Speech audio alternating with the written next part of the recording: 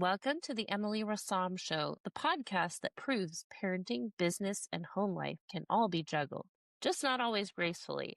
Be sure to like, subscribe, and share because laughter and maybe chaos is better when it's spread around. Welcome to the Emily Rassam Show. I'm your host, Emily Rassam, and this is my guest, Beth Simpson of BeWell.care. That is her web Yes. address. And she's here to tell us more about cell phones and motherhood and its association with helping moms help their children and families. Hi, I'm very happy to be here today with you, Emily. Where's a good place to start? Where would you suggest if, as a mom, when you think about cell phones, what's your first thoughts into that? So one of mine is I now have an opposition to having them in hand and next to your person a lot now. I feel it's taking away a lot of social connections. And also, I have a hunch that it's not healthy for us as far as cancer or etc. as we age because we're so exposed to the radiation from the batteries and the Wi-Fi and the Bluetooth, everything, Mm, because those are not necessarily natural frequencies. I would agree with you. Um, So, natural frequencies is actually a really good place to start. When you eat bad food, your body either stores it as fat or can't really use it. It doesn't have the nutrition you need. So is it in the energy worlds. When you're around things that don't actually belong with or fit with the energy of your body, over time, it can cause you to not be well. More and more, as a person who works with people with energy issues and movement issues. So, when you have an energy over time that you have to use a lot that doesn't fit or work with your system, it starts to break things down. I'm seeing a lot of people who are very hypersensitive to energy, particularly Wi Fi and cell phone energy. What I mean is that their system gets really amped up and they can't take it down. So they become very hypersensitive to what's going on with them. Now, not everybody's like that, but a lot of people will notice fatigue when they have their cell phone either on them or next to them a lot, and they may think they're just tired, but it may actually be the cell phone. While they have a measurement with the kinds of things you can carry cell phones with, they don't actually tell you that when you wear that, it can change the electromagnetics in your body. It can be like sitting next to a refrigerator or a really high powered something. And what happens is those are not regulated for the human system. They're actually made to go with machines. And machines do well with machines, but this too long with people starts to break things down. I think also that we start to have a lot more issues around fertility. And I think there are a lot of things around fertility that have to do with this little baby. Or people, they put their cell phones in their pocket, or they wear them here next to their breast or their heart, or using your laptop a lot in your lap. Of course, that's all around your organs of fertility. So it's got a lot to do with basic electromagnetics. If you have something that magnet, this is not a magnet, this is a fluoride, which I use to help reduce some of the frequency of my computer, its effect on me, the electrics line up with the magnetic. If the electric is for the human body, then things actually give you energy. It feeds you. You feel well. You feel enhanced. You feel energized.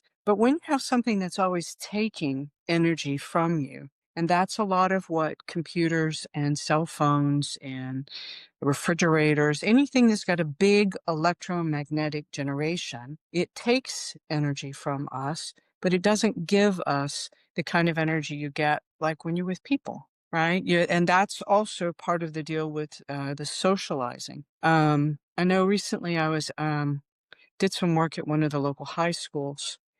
And when we had a break, all of the kids pulled out their cell phone and basically no longer paid attention to anybody in the room but their cell phone.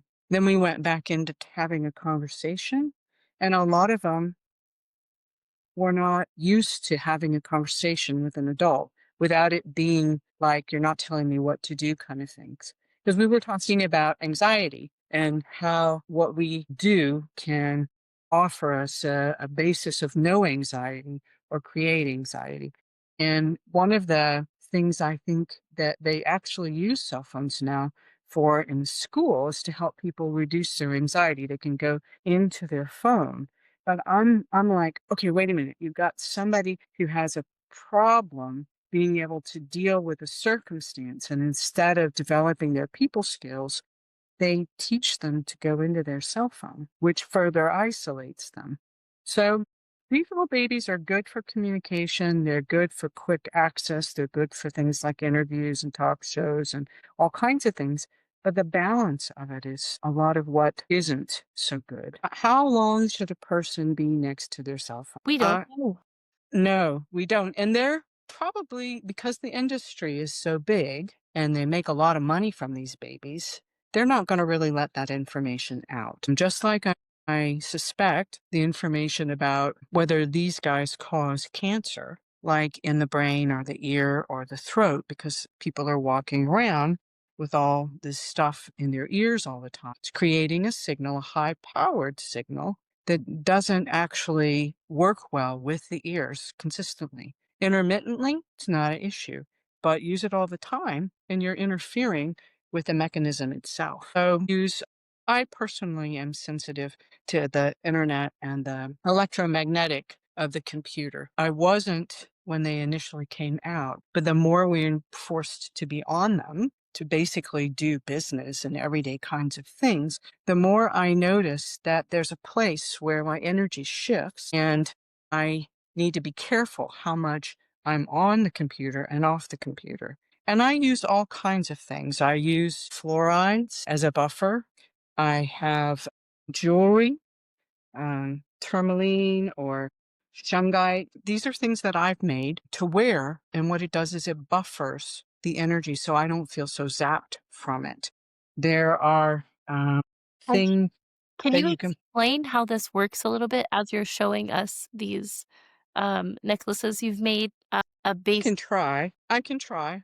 Um, so the stones themselves have a single frequency and they don't change frequency and they're easy to clean. You can put them in the sun, you can put them in water or salt water, and they remain the same frequency that they are. The radiation from the computer or the cell phone, it is a higher degree of energy that the system isn't prepared to use regularly. It's like saying eat hamburgers all the time. You can do an intermittent hamburger or have one twice or three times a week, but if that's all you eat, your body's not going to be well. The stones, what they end up doing is neutralizing or balancing the energy that comes from the device so that I'm not absorbing it so much. And there's a time um, when I either start to feel tired, and which has nothing to do with my age or my energy, it has to do with the device. I start to feel stinging on my skin. I feel fatigue, and there's irritability, and I simply know I've had too much on the computer. Now, I really think we don't know what these kinds of things do to our children. I really feel strongly they need to learn to use their own body and not be dependent on devices. Having said that, my granddaughter can find a piece of music faster on the computer than I can. granddaughter. Hmm? How old is your granddaughter? She's 7. 7? Oh, yes, Yeah. fast. So, one of the other things that I think we don't consciously pay attention to sometimes is that the frequency from the computer is stimulating to the brain. Right. If you watch something really stimulating before you go to sleep, your body doesn't get to go into a restful state. It's still in that stimulation. So your sleep is not so restful. How many kids, teenagers particularly, watch television right up until, or play games, which are pretty intense, some of them pretty violent, right before they go to sleep? You don't find the natural rhythm for sleeping, which is slower than what you might do in the day, come into to happen naturally. Whereas if you say take a shower, You kind of think about the day, maybe you read your book, or you adults might meditate or pray. Kids might just kind of relax and do nothing for a little bit before they go to sleep. That lets the natural energies of sleep help clean you and give you energy while you sleep. Whereas when you go to sleep with all this stuff like this, your brain does this all night. And a lot of kids, especially teenagers, wake up tired because their brain's been doing the computer game all night instead of actually letting it regenerate and rejuvenate in them. And I think we don't pay attention to how irritating the devices themselves can be to the brain, the overstimulation. We'll think about it in terms of lights. If you have lights that are not natural in your home, it can really overstimulate the brain. And you know it when you go into big department stores, they've got these big bright lights. And after a while, I just get irritated. I'm letting I get out from underneath these. I don't think people were cognizant of it. Wear my sunglasses actually at the store Do you? because it hurts my eyes. I don't see as well with the bright lights personally, so I wear sunglasses at the big department stores with the bright lights. Well, I'd be curious to find out if you also feel like your head gets hot, because that's what I feel. I often feel like my head gets hot. Now, there are some easy ways to get clear from the frequencies of computers. Playing outside barefooted. We all know what grounding is like. But kids do it naturally. They want to go outside. They want to take their shoes off. And sometimes if they're young, they're not interested in clothes. They just like to go outside and be in the above in nature. But that will actually reduce the frequency of the computer pretty quickly. Another really good one is water. To have a bath if you're particularly irritated. My kids used to play in the bath forever. If I let Sophie take a bath at my house, it could be an hour she's playing in the water. But or a shower for bigger kids that just want to get in and get out.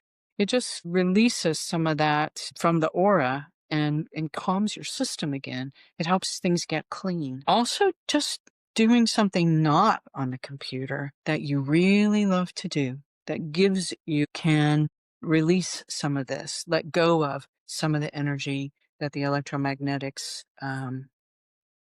just naturally come from the machine. You can get rid of it easier. I was gonna say it's kind of like they describe in ancient Asian literature and some European, they call it the things dragons, which is like the energy, the chaotic energy that you get in different experiences. And I actually just read a book about spiritual mothering, and it talks about how you can have people who are like that in your circle, and they do and do and do and do things, and they don't make it better for you in the long run. Say more about that. Say So more about that. it talks about someone who maybe volunteers a lot, but they complain that they could do a better job constantly if more people cared and helped them do what they were good at doing, and things of that nature. So they overdo, which actually is what the computer does. It overdoes Yes, not only the brain, but the rest of the nervous system.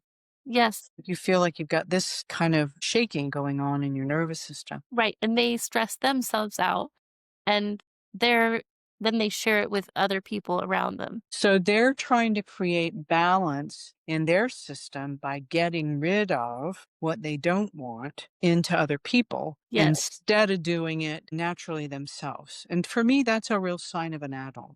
yes, Not everybody that's grown sometimes turns up as an adult. Because you naturally get rid of things that don't belong to you. You don't have to give them to other people. right. Because as a mom, part of what you're doing is you're helping your kids balance and go to sleep in a clean way, in a well way. Yes, and that's part of why we do, as mothers, most moms I know do bath time at night, every night, um, Yeah. for their children. So, Beth, I have another question. How did you Sure. get into the business that you do?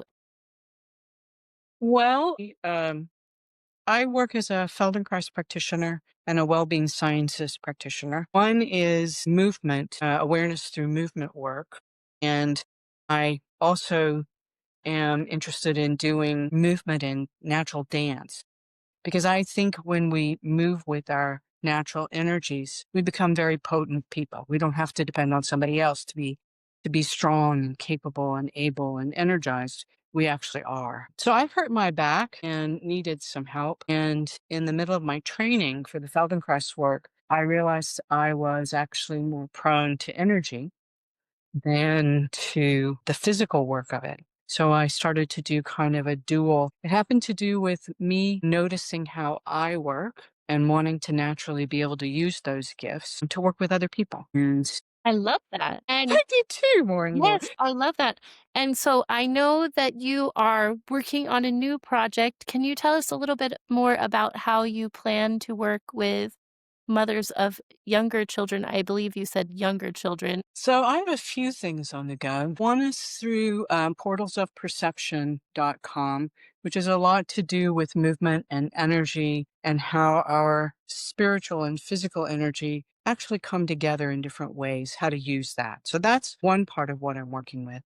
What you're referring to, I think, is I'm about to start some classes that I'm thinking to call Healing Mama. With so many changes in our economic times, a lot of mamas are staying home more and more, or they're working, taking care of children, and handling the house, which takes a lot. And we give a lot. And we don't build our energies back up. And some people will say, well, that's just being a mama. But our children actually use and depend on our good energy for their good energy and their good behavior. And I don't mean right or wrong behavior. I mean, kids naturally know when they're kind of on that edge of I should or shouldn't do, when they're with an adult that has a reasonable balance in them. If we give a lot and we don't take care of ourselves, we don't regenerate our energies, then we don't have anything to give our kids and our family. And everybody runs on empty. And sometimes that's when you start to see problems.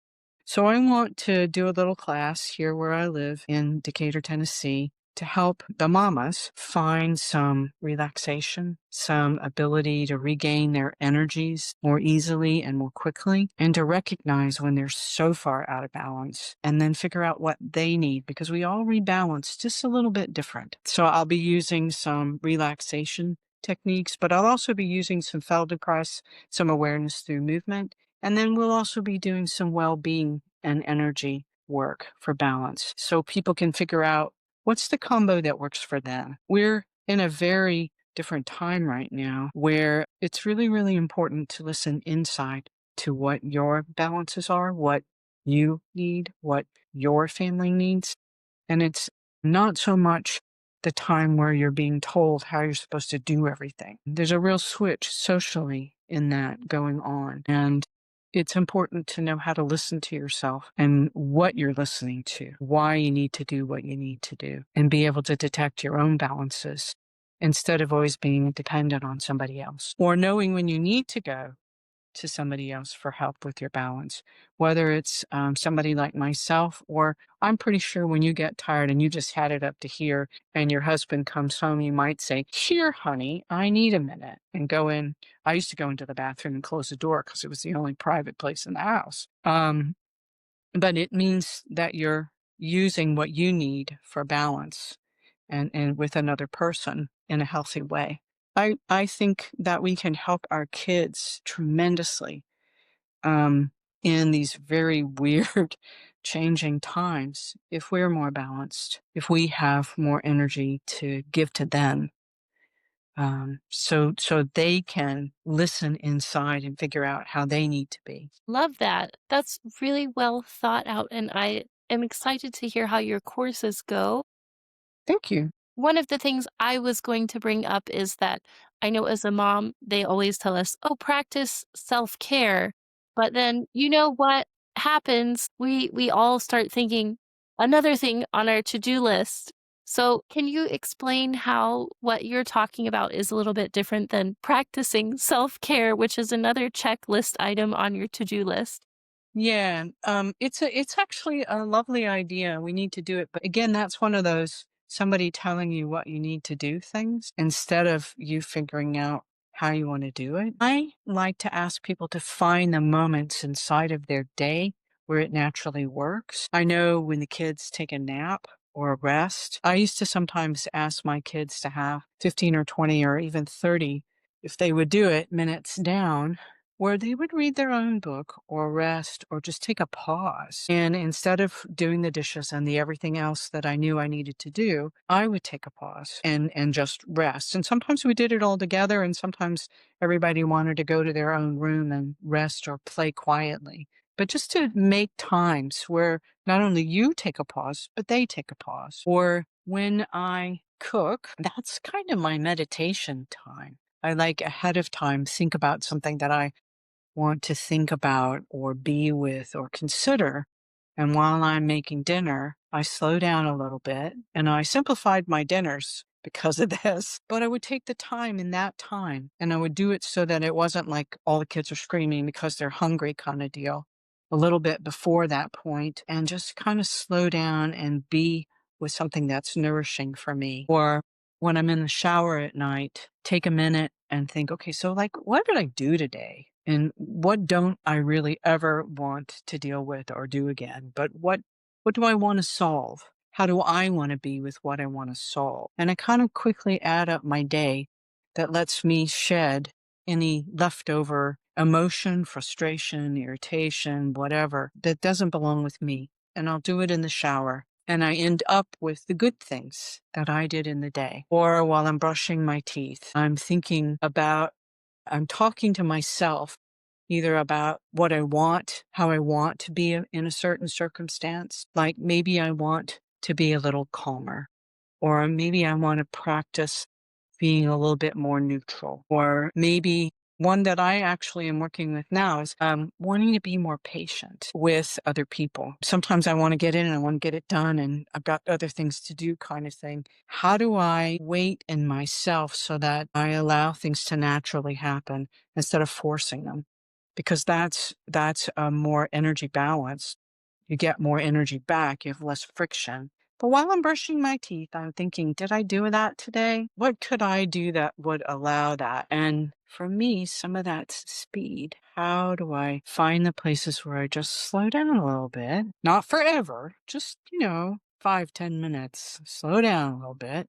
Or where are the places I just need to speed up and not spend so much time with it? I used to practice that in the grocery store with my kids. I sometimes think it's terribly unfair to take children to the grocery store and try to go fast because then everybody gets speeded up and everything is like this. So I would just slow down and practice going a little bit slower just while I was in the grocery store. So you find the places that it works for you, um, to balance a little bit, to just take a breath for a minute. Yes. Yeah, to not push. I know one of my tips is I actually take all 4 of my kids grocery shopping relatively regularly, and we go around and look at the packaging, Yeah, and we learn new words and practice our alphabet on the packages when we find something. wonderful. We go and look at the produce and talk about the colors and shades of things, and Exactly. so it makes it more of an adventure for them, really.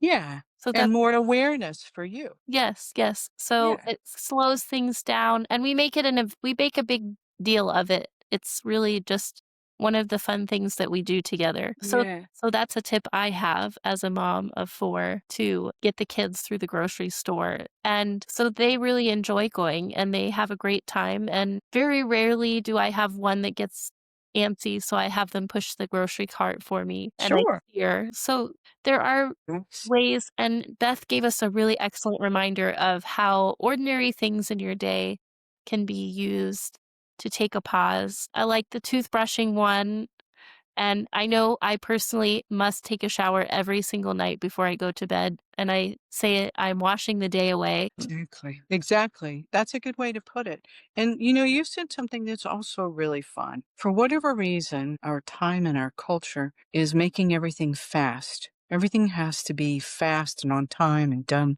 yesterday. And sometimes it just really takes all the fun out of it. It does. I know, and I've been told I'm a little bit old-fashioned, and that's okay, I could be. I enjoy spending time with people, and not everything you do with people can go fast. I mean, it's really nice when you meet somebody and they smile, and they take a minute, or they have something funny to tell you, or you just have an enjoyable interaction that isn't on the "I've gotta get it done" list. And in fact, sometimes my son will call me when he's on his way home. It's about the only time I get to talk to him. And he's so sped up from work. I'm like, either slow down or call me back when you take a breath. Because it becomes like you said with the woman who's complaining about all the things they're doing.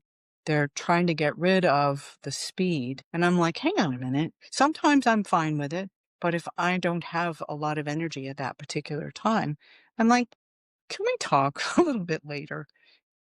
Call me when you kind of settle down. And I think it's important to have, or I'll make him laugh. Laughter and fun really bring a lot of good basic energy, especially for kids, because they like having fun. Yes, and thank goodness for little boys who love potty humor. That makes it easy to get a laugh for 10, 20 minutes. Yeah, Yeah, exactly, exactly. they remind us how simple it is to have a good time and laugh, the little boys. Yeah, I think the little girls do too, just maybe in a different way.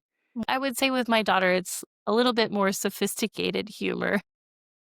But does she like to dance or to move or to sing or Yes, be creative? almost every night we dance, so that's another tip I give everyone that I speak with.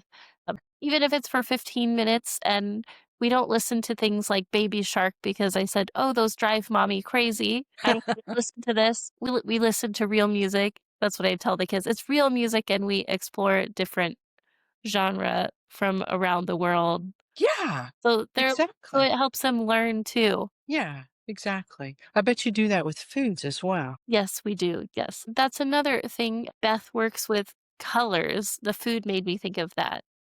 Mm. Could you tell us a little bit about what you do with colors and how they affect our mood? I know we all hear about how music affects us, but we forget to think that everything has kind of its own frequency as music does. It's true. It's true. There's some work I do with balancing different parts of the body or different systems in the body with color. Each part of us has a natural rhythm. We're used to thinking about the rhythm of the heart because that's one of the big ones that they measure all the time, right? But the heart, the lungs, the intestines, they all have a little bit different rhythm. If your tummy used food as fast as your eyes take in information, you would never get full. So, different parts of the body use color differently. We know that yellow is very much to do with the heart and with emotions. And I often will, when I'm out, if I see beautiful yellow flowers, I know that's the color my system needs that day or wants because my eyes are hungry to be with that color. We know that the intestinal system and the nervous system often work well with blue. Water is blue. And if you stand by the ocean, it has a rhythm, right? If you go stand by a pond, it has a rhythm, or a creek, it has a rhythm. Those same rhythms play out in us in our different systems. So I pay attention to the colors around me that I'm drawn to that day. Sometimes it's the color I'm strong in. If I wear red, I'm going to be getting a lot done then. I get a lot done. But then these natural colors and the rhythms of the colors, either in the rainbow side of things or in the five color system, they balance different parts of us. And when you take a shower at night, you balance. The blue brings in balance and cleaning. That's part of what that color naturally represents. There are a lot of systems out there that will tell you about the colors, but I suggest to people that they start to watch how different colors affect them. A lot of restaurants for a while would have orange in them. It's because orange makes you hungry, makes you want to eat, right? So when you're hungry, if there's a lot of orange around, people will eat more. A lot of doctors' offices are either kind of pastel colors, which make you kind of relax, take the nervous system down, or they're bright colors. They want everybody to be happy and bright. So we use color and we don't think about it so much. But if your system is out of balance, you can use color to balance it. You can either do it through stones. This is a fluoride, which I use in front of the computer sometimes when I get too much from the computer. But the green is really nice. Or you can use it, say, with colored glasses or color in the things you have around your house. So color can balance you and it can stimulate you. And when people are out of balance, sometimes they come to find out my stomach hurts a lot. What will balance it? And sometimes I will use my colored glasses or stones or energy to help that system balance so that their natural healing can take care of and bring it back into better use. Love that, and this is some things that marketers such as myself study in school, the different Mm, colors and how they affect people emotionally. So, mm. there is a lot of stock to be taken in the color theory and how they affect us in the world. It's true. It's true. But I would say, I was just thinking there's more to it than just how they affect you. They're actually a part of the way your body works. And if you know more about the color, what it feels, what it causes in you when you need that color, then you can feel a better sense of wellness in yourself and not just marketing is you're right about marketing and the emotions. That is one way in. Sometimes I find it to be kind of negative because it uses people.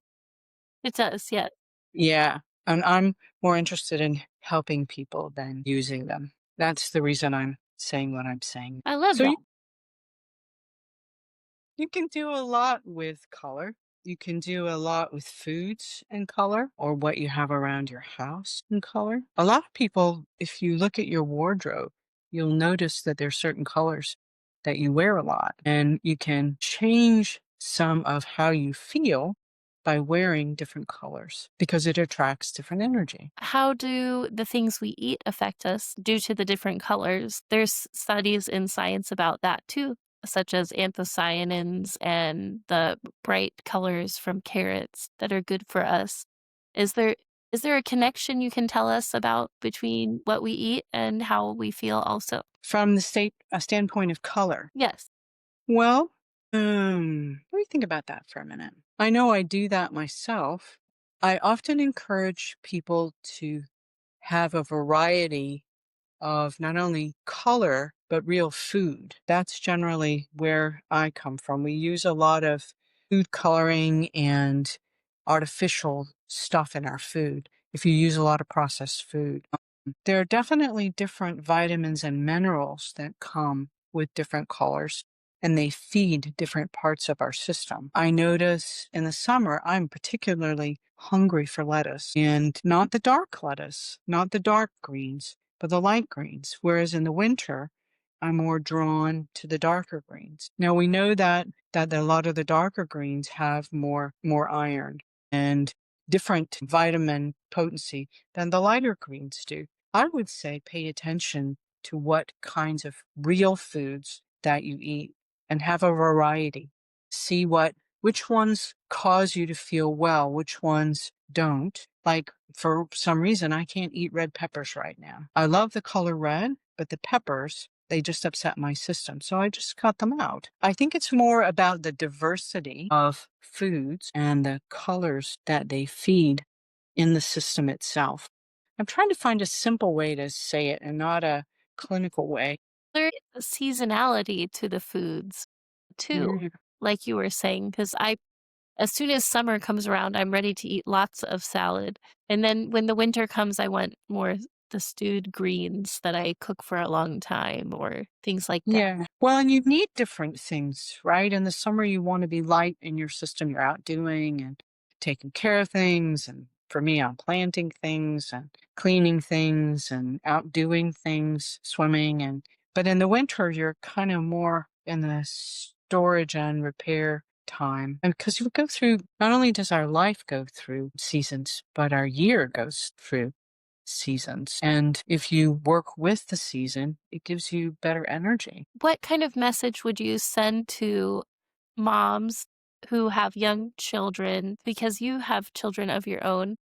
What kind of message would you send to them if they were really stressed today? What kind of suggestions would you give them to start taking small steps to make changes? As we know that sometimes things take a while when you're a mom of young children. It's true. Well, there's a couple of things. First of all, to take care of your basics first. Make sure that you get rest and your kids get rest, and in the rhythm that they need, and that you eat before everybody's starving. Make it so that it's not because we overeat and we eat a lot of stuff we don't need if we wait till everybody's way hungry. And the same with drinking. Eat and drink more natural foods, that are grown from the planet instead of artificial things. Be selective in what kind of artificial things you want your family to eat. I know my husband and I, sometimes instead of going out, because everybody's just done and we need food now kind of thing, which never happens that way, buy a gluten-free pizza and that's our treat, but it stays within the limits of what we need dietarily and what we can make so that we don't get to that starving or too thirsty or too tired. I think that if we allow or find our children's rhythms and work within them instead of waiting to push them to the extreme, that would be probably the first thing. The second thing would be to have fun and rest. And you don't have to do everything today. Do the stuff that actually you absolutely have to do, and then let the rest of it wait a little bit. Especially with kids, give them the space and the time to play and be around you when you do things. Reduce the stress. Make things as non pressurized as you can, especially with younger children. When you start to get into first grade and even into the grade schools, things get highly pressurized and Yeah. kids forget how to be in that recovery, non-pressurized, enjoyable state. And to balance that, to have some times where kids learn when their chores need to be done without having to have the drama and the trauma. They just know what the natural consequence is, and that happens without too much emotional hullabaloo around it. I think if we can give our kids a way to naturally find their balances while they're little, that as they get bigger, they'll come back to those things and want to do that themselves. I love that. That's very beautiful. Yeah. And I agree with the not rushing so much thing. For instance, we try to feed the kids dinner by 4:30 or 5 at the latest because they're starving by then almost anyway. Or Yeah. anytime you bring food out, they're probably starving. Yeah. Anytime they smell it, they're ready. Yeah. And I would also encourage the mamas and the papas to take time to do the things they love to do so that they're available, not only for their kids, but for that time of life. We think when you're in it, it seems like forever, but it actually goes really, really fast. So to take time to enjoy it and also to do some things that you as a parent love to do so you're in an enjoyable state. So your stress is not so. Do you have any advice after going through that that you would give to young mothers who forgot what they like to do? Just start to try some things. Start to listen inside. And when something gets really interesting, find a way to try some of it and set it up so that it's not so stressful for you to go out. Sometimes, as a young mother, I used to remember I just needed 5 minutes by myself. Do anything for anybody else just to kind of take a few minutes. And when my kids went to kindergarten for the first couple of months, I would just kind of not do anything for a bit until I felt inspired. I wanted to do something because I was just used to going all the time. I think also we have to teach our children some of these things. We have to, our culture teaches us we have to go, go, go all the time. Time is money kind of attitude, and to let them know they don't have to go all the time.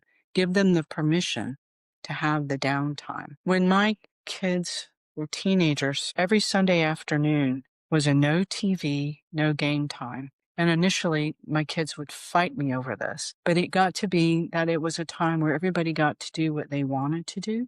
It just needed to be around the house and no machines. And they got so creative. It was amazing. And they started to love that. It brought it back into their life. And I think that kind of might be true for mommies, just to set aside some of the I gotta do, except for the basics. I mean, you gotta have food in the house and everybody's gotta have underwear to wear and that kind of thing.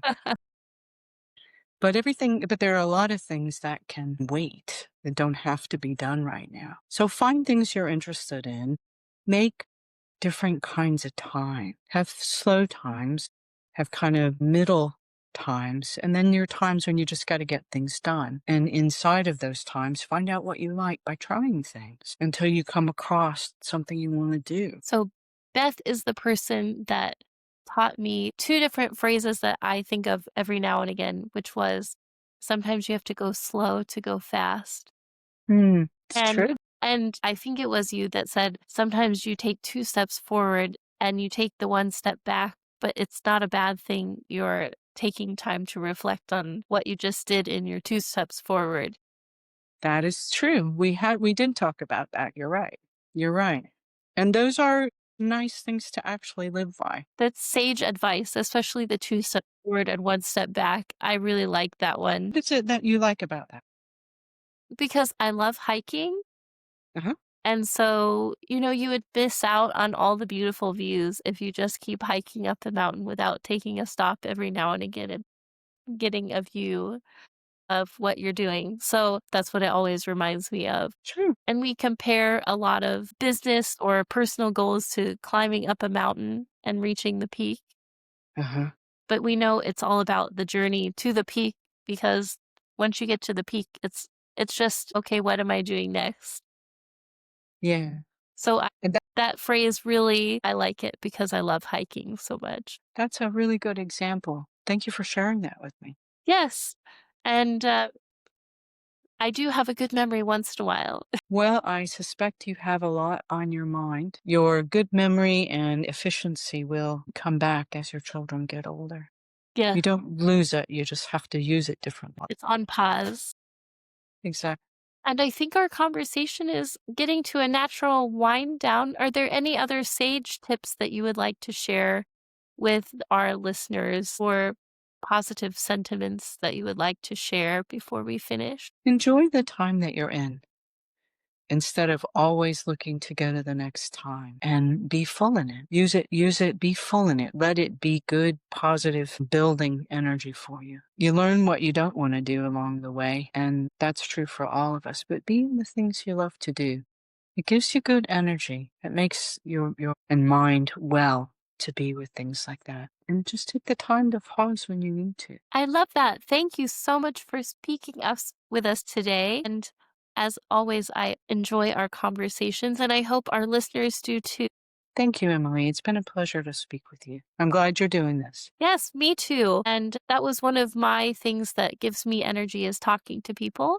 So I decided to podcast because I can throw these in here and there and talk to people, even though I don't have a lot of time to go drive and meet someone for coffee. So thank Sure. thank you to the listeners for having we're pretending today we're having a warm cup of tea in a kitchen somewhere with a beautiful scenic view out the window or maybe a porch. Yeah, exactly. Just taking the time. And I would love to thank you, Beth, as well for joining me. It's always a pleasure. It is my pleasure as well, Emily. Be well. You too.